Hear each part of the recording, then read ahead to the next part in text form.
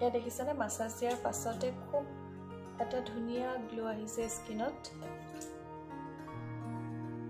এয়া হৈছে মসুৰ দাইলৰ ফেচিয়েলৰ ৰিজাল্ট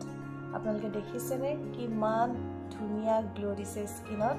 মাত্ৰ এবাৰ ব্যৱহাৰতে আপোনালোকে সপ্তাহত এদিন কৰিব পাৰে ৰদে পুৰি যদি আপোনাৰ ছালখন কোলা কৰি পেলাইছে নহয় তেতিয়া আপোনালোকে আজি ফেচিয়েলটো কৰিব পাৰে যদি গ্লো একেবাৰে নাইকা হৈ গৈছে বিভিন্ন ধৰণৰ ৰেমেডি ট্ৰাই কৰি যদি আপোনালোকে ভাল ৰিজাল্ট পোৱা নাই আপোনালোকে মসুৰ দাইলৰ ফেচিয়েলটো এবাৰ কৰি চাব প্ৰতিটো স্কিন টাইপৰ লোকসকলে ব্যৱহাৰ কৰিব পাৰে ড্ৰাই স্কিনৰ লোকসকলে ব্যৱহাৰ কৰিব পাৰে অইলি স্কিনৰ লোকসকলেও ব্যৱহাৰ কৰিব পাৰে গৰমত আমাৰ যেতিয়া ছালখন অত্যন্ত ঘামে ছালখন কোলা পৰি যায় সানটেনৰ সমস্যাটো হয় এই সকলো ধৰণৰ সমস্যা নাইকিয়া কৰিবলৈ আপোনালোকে একেবাৰে সহজতে কৰিব পাৰে এই ফেচিয়েলটো যেটো ফেচিয়েল আমি মসুৰ দাইলৰ পৰা কৰিম মসুৰ দাইলৰ ফেচিয়েলটো কৰিবলৈ আকৌ আমি 4টা ষ্টেপ কৰিব লাগিব অকল আমি মসুৰ দাইলৰ এটা পেক স্কিনত লগালেই নহব 4টা ষ্টেপ যেতিয়া আপোনালোকে ফলো কৰিব নহয় 100% আপোনালোকে ৰিজাল্ট পাব প্ৰাকৃতিক সামগ্ৰীয়ে যদি আপুনি আপোনাৰ ছালখনৰ যত্ন ল'ব বিচাৰে আপুনি আপোনাৰ চুলিকোছাৰ সৌন্দৰ্য বৃদ্ধি কৰিব বিচাৰে নিয়ৰদীপা লাইফষ্টাইল চেনেলটো এতিয়া সাবস্ক্ৰাইব কৰি ৰাখিব বৰ্তমান নিয়ৰদীপা লাইফষ্টাইল চেনেলটোৰ পৰিয়ালৰ সদস্য হৈছে 1,28,000 যদি আপোনালোকে এতিয়ালৈকে আমাৰ এই পৰিয়ালৰ সদস্য হোৱা নাই চেনেলটো সাবস্ক্ৰাইব কৰাৰ লগতে কাষত যেটো বেল আইকন আছে তাকো প্ৰেছ কৰিবলৈ নাপাহৰিব তেনেহলে বলক পলম নকৰি আজিৰ ভিডিওটো আৰম্ভ কৰোঁ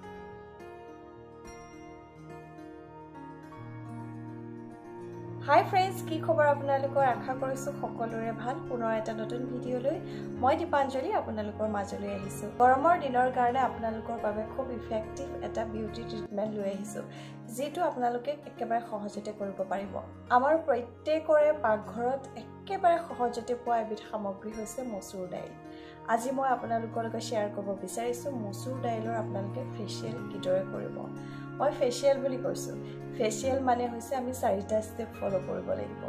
ক্লিনজিং স্ক্ৰাবিং মাসাজ আৰু শেষত পেক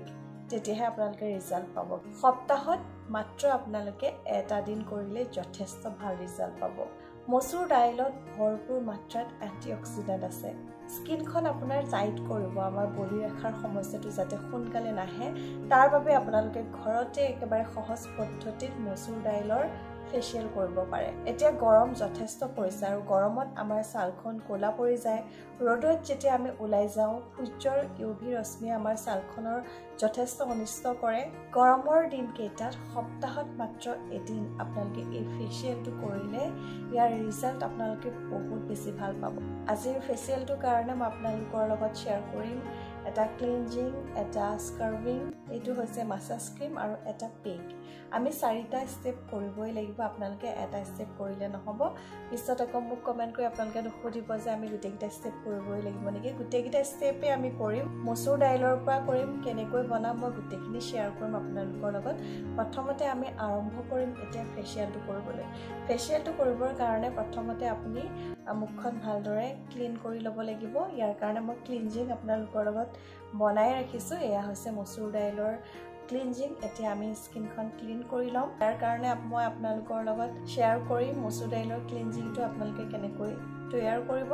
প্ৰথমতে মই স্কিনখন ক্লিন কৰি লম এতিয়া যাতে আমাৰ স্কিনৰ যিমানবোৰ লেতেৰা আছে ধূলি মাকতি আছে খুব ভালদৰে ৰিমুভ হৈ যায়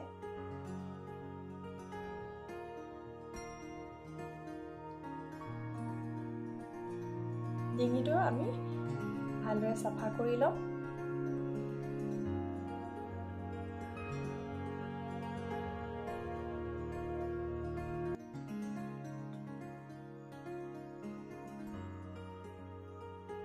প্ৰথম ষ্টেপটো কৰাৰ পিছত মই মুখখন এবাৰ ধুই আহিলো আৰু এতিয়া মই নেক্সট ষ্টেপ কৰিম এতিয়া আমি কৰিম স্ক্ৰাবিং কৰিম ইয়াৰ কাৰণে পুনৰ পেকটো মই স্কিনত এপ্লাই কৰিম যাতে আমাৰ স্কিনত থকা ডেড স্কিনৰ লেয়াৰ খুব ভালদৰে ৰিমুভ হয় 2 মিনিটৰ কাৰণে আপোনালোকে স্কিনত এদৰে ঘঁহিব আৰু 2 মিনিটৰ পাছতে মুখখন ধুই দিম মই এটা সেকেন্ড ষ্টেপটো কৰি আহিলো আৰু সেকেন্ড ষ্টেপটো কৰাৰ পাছতে আমি এতিয়া কৰিম মাসাজ কৰিম এটো ষ্টেপে আটাইতকৈ গুৰুত্বপূৰ্ণ হয় আপোনালোকে খুব ভালদৰে মাসাজ কৰিব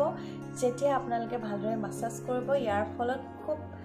এটা ধুনীয়া গ্লো পাব আপোনালোকে স্কিনত গতিকে ষ্টেপটো আপোনালোকে ভালদৰে কৰিব 6 বা 7 মিনিটৰ কাৰণে খুব ভালদৰে মই স্কিনত মাসাজ দিম আপোনালোকে 6 বা 7 মিনিট ভালদৰে মাসাজ দিবই মই এটা ভিডিও দেখুৱাইছো কাৰণে মই ইমান সময় আপোনালোকৰ পৰা ল'ব নোৱাৰো সেইবাবে মই কেৱল আপোনালোকক দেখুৱামহে আপোনালোকে কিদৰে কৰিব কিন্তু আপোনালোকে যেতিয়া নিজে কৰিব ঘৰতে তেতিয়া আপোনালোকে 6 বা 7 মিনিট খুব ভালদৰে আপুনি স্কিনত মাসাজ দিব এটো এটা সুন্দৰ মাসাজ ক্ৰীম মই আপোনালোকৰ বাবে তৈয়াৰ কৰিছো আপোনালোকে ঘৰতে বনাব ব্যৱহাৰ কৰিব এতিয়া মই স্কিনত মাসাজ দিম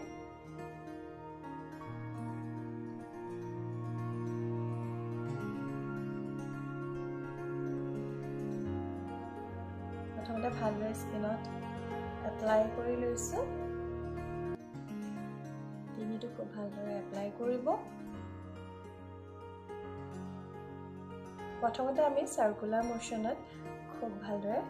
মাসাজ দিম কপালটো খুব ভালদৰে আপোনালোকে সৰু সৰু সাৰ্কুলাৰ মোশনত মাসাজ দিব বা ডাইৰেকশনত আপোনালোকে মাসাজ দিব যাতে আপোনাৰ ৰিংকলছৰ সমস্যাটো নাহে ছালখন আপোনাৰ উলমি নাযায় সেই কথাটো মন কৰিব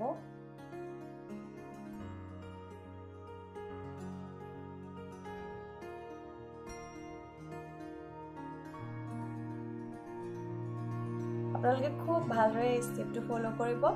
6 মিনিট বা 7 মিনিটৰ কাৰণে খুব ভালদৰে মাসাজ দিব আৰু ইয়াৰ পিছতে আপোনালোকে নেক্সট ষ্টেপটো ফলো কৰিব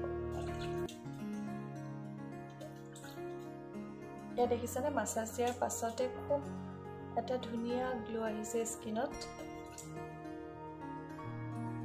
শেষত আমি আকৌ পেকটো এপ্লাই কৰিবলৈ আছে এয়া ধুনীয়া এটা গ্লো দেখিছেনে বাৰু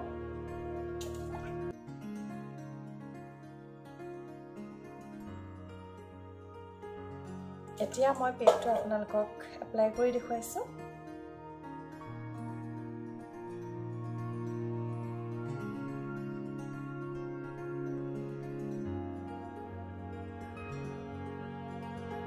এয়া দেখিছে মই পেকটো এপ্লাই কৰিলো এতিয়া পেকটো মই যেতিয়া শুকাব তেতিয়াহে মই মুখখন ধুম 10 বা 15 মিনিটৰ কাৰণে আপোনালোকে স্কিনত ৰাখি থব আৰু ইয়াৰ পিছতে মুখখন ধুই দিব এয়া দেখিছে মোৰ পেকটো অলপ অলপ শুকাইছে আৰু এতিয়া মই মুখখন ধুই আহিম আৰু মুখখন ধোৱাৰ পিছতে আপোনালোকৰ লগত মই ৰিজাল্ট শ্বেয়াৰ কৰিম এয়া হৈছে মচুৰ দাইলৰ ফেচিয়েলৰ ৰিজাল্ট আপোনালোকে দেখিছেনে কিমান ধুনীয়া গ্লো দিছে স্কিনত এতিয়া বলক পলম নকৰি চাই লও আমি মচুৰ দাইলৰ ফেচিয়েলটো কৰিবলৈ কি সামগ্ৰী ব্যৱহাৰ কৰিম মচুৰ দাইলৰ ফেচিয়েলটো কৰিবলৈ প্ৰথমতে আমাক লাগিব মচুৰ দাইল লাগিব মচুৰ দাইলখিনি ভালদৰে ধুই ল'ব আৰু ধোৱাৰ পাছতে আমি গাখীৰত মচুৰ দাইলখিনি তিয়াই ৰাখিম আপোনাৰ ওচৰত যদি গাখীৰ নাই তেতিয়া আপোনালোকে পানীটো তিয়াই ৰাখিব পাৰে মই গাখীৰতে মচুৰ দাইলখিনি তিয়াই ৰাখিম এতিয়া কোমল হ'বলৈ দিম কেই ঘণ্টা মানৰ পিছত দেখিব আপোনাৰ মচুৰ দাইলখিনি খুব ধুনীয়াকৈ কোমল হৈ যাব ইয়াৰ পাছতে আমি মিক্সিত গাখীৰৰ সৈতে এই মচুৰ দাইলখিনি পিছি লওঁ এ দেখিলে মচুৰ দাইলৰ এটা খুব ধুনীয়া পেষ্ট আমাৰ তৈয়াৰ হৈ গ'ল প্ৰথমতে আমি বনাম ক্লিনজিংটো বনাবৰ কাৰণে মই লৈছো 2 চামুচ মচুৰ দাইলৰ পেষ্ট ইয়াত মই ব্যৱহাৰ কৰিম মৌজুলে আপোনাৰ ছালখন সতেজ কৰাত সহায় কৰিব ড্ৰাই স্কিনৰ কাৰণে যথেষ্ট উপযোগী মৌজুল এতিয়া দুইটা সামগ্ৰী খুব ভালদৰে মিক্স কৰি ল'ব এয়া আমাৰ ক্লিনজিংটো তৈয়াৰ হৈ গ'ল ইয়াৰ পিছত আমি কৰিম স্ক্ৰাব ইয়াৰ বাবে 2 চামুচ মচুৰ দাইল লৈছো ইয়াত মই ব্যৱহাৰ কৰিছো 1 চামুচ চেনি এতিয়া দুইটা সামগ্ৰী খুব ভালদৰে মিক্স কৰি ল'ব এয়া আমাৰ 2 নম্বৰ ষ্টেপটোৰ কাৰণে ৰেমেডিটো তৈয়াৰ হৈ গ'ল ইয়াৰ পিছত নেক্সট ষ্টেপ হৈছে মাসাজ ক্ৰীমটোৰ কাৰণে মই লৈছো মচুৰ দাইলৰ পেষ্ট লৈছো প্ৰায় মই 3 চামুচ মানেই লৈছো ইয়াৰ পাছত মই ব্যৱহাৰ কৰিছো হালধিত আছে এন্টিবেক্টেৰিয়েল প্ৰপাৰ্টিজ আপোনাৰ যদি স্কিনত কিবা খজুৱতি বা ইনফেকচন আছে তাক দূৰ কৰিব আৰু শেষত মই লৈছো এলোভেৰা জেল এতিয়া আমি গোটেইটা বস্তু মিক্স কৰি লম এয়া আমাৰ মাসাজ ক্ৰীম তৈয়াৰ হৈ গ'ল 3 নম্বৰ ষ্টেপটোৰ কাৰণে এতিয়া একেবাৰে শেষত আমি পেকটো তৈয়াৰ কৰিম পেকটো তৈয়াৰ কৰিবৰ কাৰণে মই পুনৰ লৈছো মচুৰ দাইল ইয়াৰ লগত আমি মাত্ৰ এটা বস্তু মিক্স কৰিম সেয়া হৈছে বেচন মই লৈছো বেচন 2 চামুচ লৈছো এতিয়া দুইটা বস্তু খুব ভালদৰে আমি মিক্স কৰি লওঁ এয়া দেখিলে নে একেবাৰে সহজতে আমি মসুৰ দাইলৰ ফেচিয়েলটোৰ কাৰণে ৰেমেডি কেইটা প্ৰস্তুত কৰিলো আপোনালোকেও এদৰে সহজতে মসুৰ দাইলৰ ফেচিয়েল ঘৰতে কৰিব পাৰে এবাৰ আপোনালোকে এই মসুৰ দাইলৰ ফেচিয়েলটো কৰিব ৰিজাল্ট কেনেকুৱা পালে মোৰ লগত শেয়াৰ কৰিবলৈ নাপাহৰিব ফ্ৰেন্ডছ কেনেকুৱা লাগিলে আজিৰ ভিডিওটো মোক কমেন্ট কৰি ক'ব যদি ভাল লাগিলে ভিডিওটো প্লিজ লাইক কৰিব যিমান পাৰে শেয়াৰ কৰিব আপোনাৰ ফ্ৰেন্ড সাৰ্কেলৰ মাজত আৰু এটা নতুন ভিডিও লৈ মই দীপাঞ্জলি পুনৰ আহিম আপোনালোকৰ মাজলৈ আজিৰ ভিডিওটো ইমানতে শেষ কৰিছো ধন্যবাদ